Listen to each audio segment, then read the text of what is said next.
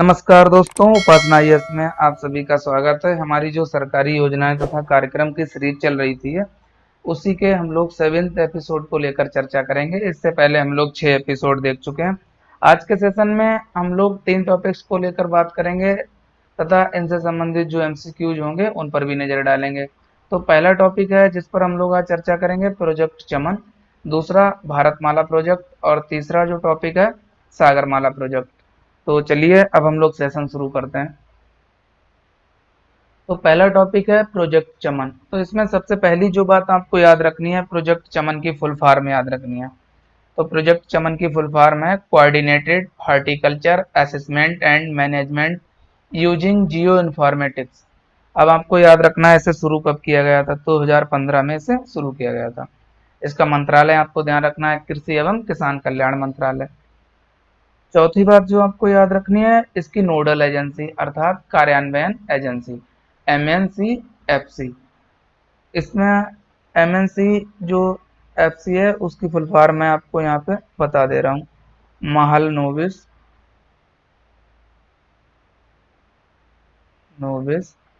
National crop forecast centre.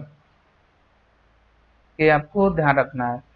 इसका उद्देश्य अब आपको याद रखना है, भारतीय बागवानी क्षेत्र को बढ़ावा देना या भारतीय बागवानी क्षेत्र को विकसित करना इसका मुख्य उद्देश्य है। तो इस टॉपिक में इतना ही। अब हम लोग अगले टॉपिक पर आते हैं।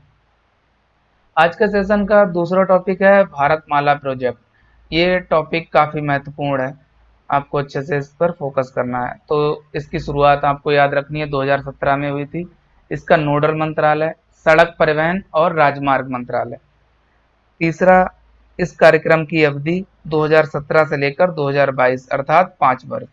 ये भी आपको ध्यान रखना है।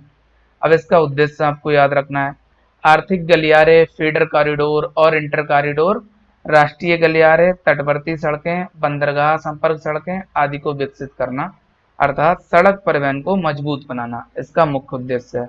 यहाँ पे जो बंदरगाह संपर्क सड़कों की बात की जा रही है, आपको यहाँ पे एक बात याद रखनी है, यहाँ पे बंदरगाहों अर्थात पोर्ट के विकास पर बल नहीं दिया जा रहा है, बल्कि जो भी जो बंदरगाह हैं उनसे संबंधित सड़कें हैं उन पर फोकस करने की बात की जा रही है, आपको ध्यान रखना है। अब इसकी संचालक एजेंसियां आपको ध्यान रखनी है। पहली है भारतीय राष्ट्रीय राजमार्ग अर्थात NHAI, national highway authority of India. दूसरी औद्योगिक विकास निगम, इंडस्ट्रियल डेवलपमेंट कॉरपोरेशन। और जो तीसरी है PWD, लोक निर्माण विभाग, पब्लिक वर्क डिपार्टमेंट। ये आपको ध्यान रखनी है। तो इस टॉपिक में इतना ही। अब हम लोग अगले टॉपिक पर आते हैं। अगला टॉपिक है सागरमाला प्रोजेक्ट। ये भी टॉपिक काफी महत्वपूर्ण है। तो आपको सबसे पहले जो याद रखना है, इसे शुरू कब किया गया था, 2017 में। इसका नोडल मंत्रालय केंद्रीय जहाजरानी मंत्रालय अर्थात शिपिंग मिनिस्ट्री। इसका उद्देश्य आपको ध्यान रखना है, बंदरगाहों का आधुनिकीकरण करना अर्थात यानी modernisation of port.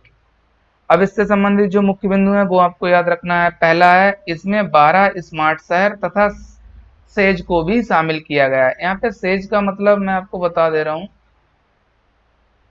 Special economic zone, जिसे हिंदी में कहते हैं विशेष आर्थिक क्षेत्र। दूसरा, इसके अंतर्गत 8 राज्यों को शामिल किया गया है। पहला गुजरात, दूसरा पश्चिम बंगाल, तीसरा कर्नाटक, चौथा केरल और पांचवा तमिलनाडु, छठा महाराष्ट्र और सातवां गोवा और आठवां अंतिम आंध्र प्रदेश। ये राज्य भी आपको याद रखने हैं, ये स्टेटमेंट के रूप में काफी महत्वपूर्ण है। जैसे अगर किसी भी स्टेटमेंट में ऐसे आ गया कि उत्तर प्रदेश को सागरमाला प्रोजेक्ट में शामिल किया गया है, तो वो कथन गलत हो जाएगा, आपको ध्यान रखना है इस प्रकार। अब इससे संबंधित जो कुछ अन्य बिंदु हैं उन पर नजर डालते हैं। तीसरा जो बिंदु है, इसमें बंदरगाहों के पास के क्षेत्र के विकास को प्रोत्साहन देना। चौथा, बंदरगाहों से कुशल आवाजाही के लिए मजबूत बुनियादी संरचना का विकास करना। पांचवा, नए बंदरगाहों का विकास करना और पुराने बंदरगाहों को उन्नत बनाना। छठा, निर्यात आयात अर्थात एक्सपोर्ट इंपोर्ट कार्गो लॉजिस्टिक्स में लगने वाले समय एवं लागत को कम करना। तो इससे संबंधित जो टॉपिक से इतने ही पॉइंट थे। अब हम लोग इनसे संबंधित जो भी एमसीक्यूज हैं उन पर नजर डालते हैं। पहला एमसीक्यू है, हाल ही में समाचारों में रहा प्रोजेक्ट चमन संबंधित है। पहला ऑप्शन मौसम के पूर्वानुमान से, दूसरा ऑप्शन बागवानी क्षेत्र के विकास से, तीसरा बंदरगाहों के आधुनिकीकरण से और डी ऑप्शन सड़क परिवहन के विकास से। तो अभी हम लोगों ने देखा था जो प्रोजेक्ट चमन था वो बागवानी क्षेत्र के विकास से संबंधित है, तो इस प्रकार इसका जवाब बी होगा, आपको ध्यान रखना है। अब हम लोग अगले सवाल पर आते हैं। अगला सवाल है, सागरमाला परियोजना के बारे में निम्नलिखित कथनों पर विचार कीजिए। पहला कथन है, इसका नोडल मंत्रालय पृथ्वी विज्ञान मंत्रालय है। दूसरा, इस परियोजना में विशेष आर्थिक क्षेत्रों को शामिल नहीं किया गया है। अब आपको उपयुक्त कथनों में से कौन सा से सही है या है बताना है। केवल 1, केवल 2, 1 और 2 दोनों, और डी ना तो 1 और ना तो 2। अभी हम लोगों ने देखा था जो सागरमाला परियोजना या प्रोजेक्ट था उसमें जो मंत्रालय था, आपको ध्यान रखना था कि जहाजरानी मंत्रालय था, ना कि पृथ्वी विज्ञान मंत्रालय। तो ये तो गलत हो जाएगा।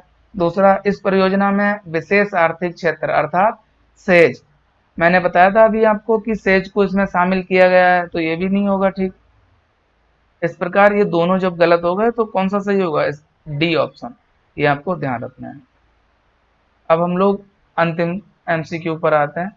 आज के सेशन का ये अंतिम एमसीक्यू है, भारत माला परियोजना के बारे में निम्नलिखित कथनों पर विचार कीजिए। पहला कथन है, इसका नोडल मंत्रालय भारतीय जहाजरानी मंत्रालय है। दूसरा, इसका उद्देश्य बंदरगाहों का विकास करना है।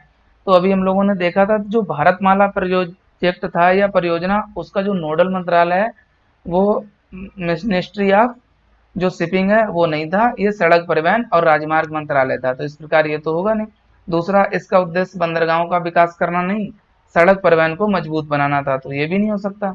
अब आपको नीचे कूट की सहायता से सही उत्तर बताना है। तो केवल 1 ये भी नहीं है, केवल 2 ये भी नहीं, 1 और 2 दोनों ये भी नहीं। जब दोनों कथन सही नहीं है तो डी ऑप्शन सही होगा। इस प्रकार इसका डी जवाब सही है, आपको ध्यान रखना है। तो साथियों, आज के सेशन में इतना ही। हम लोग अगले किसी नए सेशन में कुछ अन्य महत्वपूर्ण टॉपिकों के साथ आपसे मुलाकात करेंगे। तब तक के लिए आप सभी लोग अपना ध्यान रखिए। Good bye. और एक बार चैनल को सब्सक्राइब करना बिल्कुल ना भूलिए।